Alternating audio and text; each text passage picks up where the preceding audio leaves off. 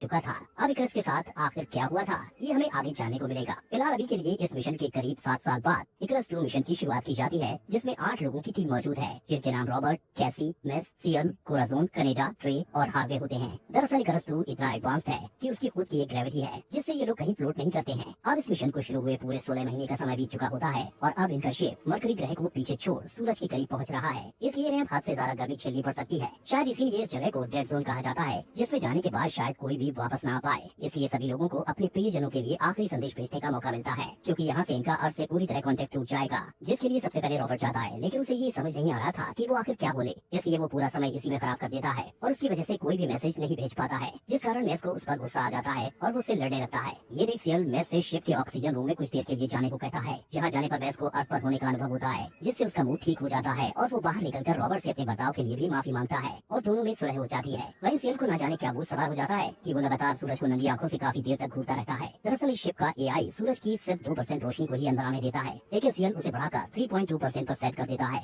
लेकिन लगातार ऐसा करने से उसके चेहरे की स्किन बाहर निकलने लग जाती है। इसी बीच जब इनका शिप मरकरी ग्रह से करीब होकर गुजर रहा होता है, तो इन्हें इकरस 1 से कुछ सिग्नल प्राप्त होते हैं, जो कि असंभव सी बात थी, क्योंकि अगर उन्हें ये सिग्नल रिसीव हो रहे हैं तो इसका साफ मतलब है कि इकरस 1 में अब भी कोई जिंदा बचा हुआ है। जिस पर कोराजोन बोलती है कि ऐसा सिर्फ एक ही सूरत में हो सकता है, जब वो जिंदा बचा शख्स उसके ऑक्सीजन रूम में हो। इसलिए अब इनको ये डिसाइड करना था कि ये लोग अपने मिशन को अंजाम दें या फिर इकरस 1 तक जाएं। अब मैं इकरस 1 की तरफ जाने के सख्त खिलाफ था, क्योंकि ऐसा करने से उनके साधनों के साथ साथ समय का भी नुकसान होगा। लेकिन रॉबर्ट की राय से बिल्कुल अलग थी, क्योंकि उसका मानना था कि अगर वो इकरस 1 की तरफ जाते हैं तो उन्हें एक और न्यूक्लियर बॉम्ब मिल जाएगा। इसलिए अगर उनका बॉम्ब सूरज को रिस्टार्ट नहीं कर पाया तो वो दूसरे से काम चला सकते हैं, जो बात सभी को सही लगती है। इसलिए ट्रे वहाँ तक पहुँचने की ट्रेजेक्ट्री इक्वेशन बनाने में लग जाता है, जिस पर उसे एक बहुत बड़ी गलती हो जाती है। उसमें वो उस फैक्टर को यूज करना बिल्कुल भूल गया था, जिसकी वजह से उनकी शिप के कई सारे पार्ट्स सूरज की गर्मी से झुलस जाते हैं, क्योंकि जैसे ही वो इकरस 1 की तरफ बढ़ रहे थे वैसे वैसे सूरज की हीट बढ़ती जा रही थी, जिस कारण ट्रे को अपने किए पर काफी बुरा लगता है। और अब क्योंकि शील्ड पैनल्स डैमेज हो चुके थे, इसलिए कनाडा और रॉबर्ट स्पेस वॉक करते हुए उसे रिपेयर करने के लिए जाते हैं और कैसी शिप के अनशील्डेड हिस्से को सूरज की तरफ मोड़ देती है, जिससे इनके सामने एक नई मुसीबत खड़ी हो जाती है। दरअसल जब अनशील्डेड हिस्सा सूरज की तरफ किया जाता है तो उसकी गर्मी के कारण वो हिस्सा चलने लग जाता है और आग शिप के कम्युनिकेशन सेंटर से होते हुए ऑक्सीजन रूम तक पहुंच जाती है, जिसके कारण पूरा शिप धीरे धीरे तबाह होने लगता है। और इस तबाही को रोकने के लिए ये लोग वहाँ की सारी ऑक्सीजन को छोड़ने का फैसला करते हैं। ये देख शिप का एआई उसका सारा कंट्रोल खुद पास लेकर उसके अनशील्डेड पैनल को वापस घुमाने लगता है, लेकिन इससे कनाडा और रॉबर्ट की जान को खतरा था, इसलिए कैसी एआई से कंट्रोल अपने पास वापस लेने की कोशिश करती है, जिस पर एआई उसे बताता है कि अगर उनका एक और साथी इसकी रजामंदी देता है तो ही वो ऐसा कर पाएगी, जिसके लिए वो मेस को राजी करने का ट्राई करती है, पर मेस इसके खिलाफ होता है। इसलिए वो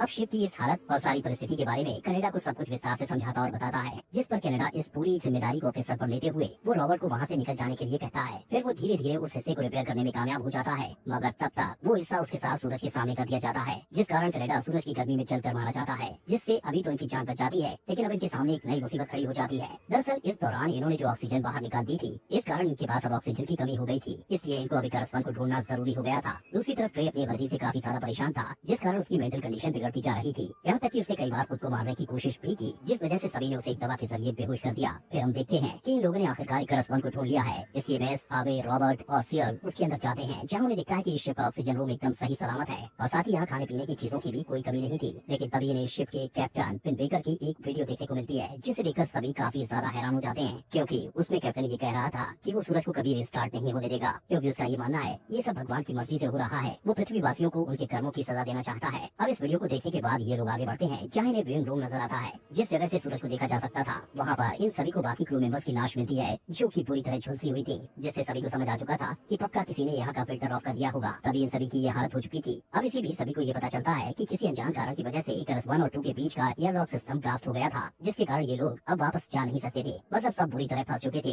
तभी मेस को आइडिया आता है कि अगर कोई यहाँ इकरस 1 में रुककर इस एयरलॉक सिस्टम को मैनुअली ऑपरेट करे तो ये सभी लोग एक साथ उसके प्रेशर के जरिए खुद को इकरस 1 से इकरस 2 तक आराम से पहुँच सकते हैं, क्योंकि भाग्य से इन्हें वहाँ एक स्पेस वॉकिंग सूट मिल गया होता है। लेकिन जो भी यहाँ रुकेगा उसे अपनी जान की कुर्बानी देनी होगी, जिससे सबकी जान बच सके। इसलिए इस काम को करने के लिए सियल तुरंत तैयार हो जाता है, जिसके बाद स्पेस सूट रॉबर्ट को दिया जाता है, क्योंकि वो पेलोड को डिटोनेट करने में एक्सपर्ट होता है, जिससे हार्वे को इतराज होता है, लेकिन बाद में वो मान जाता है और मेस के साथ मिलकर वो दोनों खुद को स्पेसक्राफ्ट में मौजूद इंसुलेशन को खुद पर लपेट लेते हैं, जिसके बाद दोनों रॉबर्ट को पकड़कर सियल की सहायता से इकरस 2 की तरफ लॉन्च हो जाते हैं, जिस बीच मेस और हार्वे की पकड़ छूट जाती है। लेकिन सही समय पर रॉबर्ट मेस को पकड़ लेता है और हार्वे को वो नहीं बचा पाता, जो कि खाली स्पेस में ठंड की वजह से तुरंत जम जाता है। फिर स्पेसक्राफ्ट से टकराने के कारण उसके शरीर के कई टुकड़े हो जाते हैं। तो वहीं दूसरी तरफ सियल भी जब इकरस 2 के हटने के कारण सूरज की रोशनी के एकदम सामने आ जाता है और वो अपनी मौत के इस अंतिम समय में भी सूरज को देखते हुए बुरी तरह झुलस कर मारा जाता है। इसके बाद हम इकरस क्लासरूम में कोराज़ोन को देखते हैं, जो कि अपने कैलकुलेशन के मुताबिक बताती है कि अब उनके पास सिर्फ 4 लोगों की जिंदा रहने लायक ही ऑक्सीजन मौजूद है और वो लोग 5 हैं। इसलिए अब एक और आदमी को बलिदान देना होगा ताकि ये मिशन पूरा हो सके। जिस बात को सुनते ही मेस बोलता है कि उन्हें ट्रे को मार देना चाहिए, क्योंकि उसी की गलती की वजह से वो लोग आज इस सिचुएशन में हैं। यहाँ मेस गुस्से से बौखला कर ट्रे को मारने के लिए जाता है, लेकिन वो वहाँ पहुंचकर देखता है कि उससे पहले ही उसने अपनी जान ले ली थी। और इस बीच शिप का एआई ने बताता है कि अभी भी यहाँ पर 5 लोग मौजूद हैं और वो 5वां शख्स असल में विंग रूम में मौजूद है। इसलिए रॉबर्ट जब वहाँ जाकर देखता है तो वहाँ उसका सामना एक करस्वन के कैप्टन फिन बेकर से होता है, जो कि चोरी छुपे की शिप में होता है, जिनका पूरा शरीर बुरी तरह जला होने के साथ साथ इनका दिमाग भी खराब हो चुका था,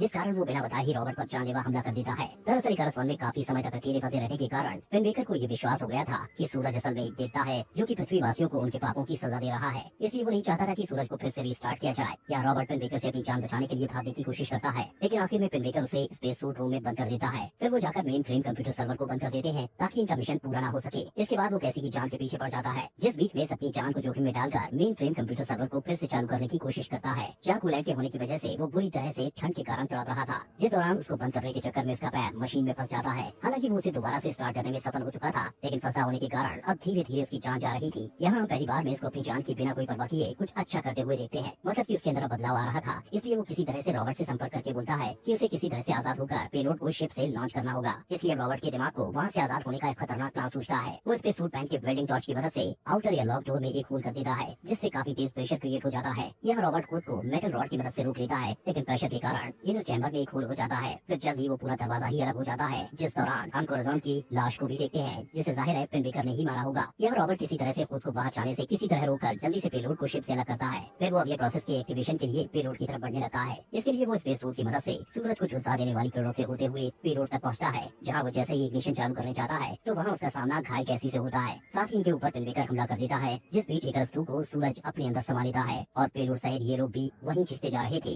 लेकिन आखिर में रॉबर्ट किसी तरह से फिन बेकर के चंगुल से छूटकर पेलोड के इग्निशन प्रोसेस को किसी तरह स्टार्ट कर देता है, जिसके होते ही सब कुछ एकदम से रोशन हो जाता है, जो कि देखने में बहुत ही बेहतरीन लग रहा था। जैसे जैसे इग्निशन प्रोसेस सूरज की तरफ बढ़ता है, डेटोनेशन के साथ उर्थ का न्यूक्लियर रिएक्शन चालू हो जाता है, जिस धमाके में आखिर में रॉबर्ट भी समा जाता है। पर वो सूरज को महसूस करते हुए अपनी जान देता है, जो होते ही अर्थ पर हमें रॉबर्ट की बहन को दिखाया जाता है, जो कि उसका भेजा हुआ मैसेज देख रही थी। इसी के साथ वो पृथ्वी पर सूरज की रोशनी को फैलते हुए देखती है, जिसका साफ मतलब है कि रॉबर्ट और उसके साथी अपने मिशन में कामयाब हो चुके हैं। मतलब कि जल्द ही सब कुछ पहले के जैसा होगा। और इसी के साथ ये कहानी यही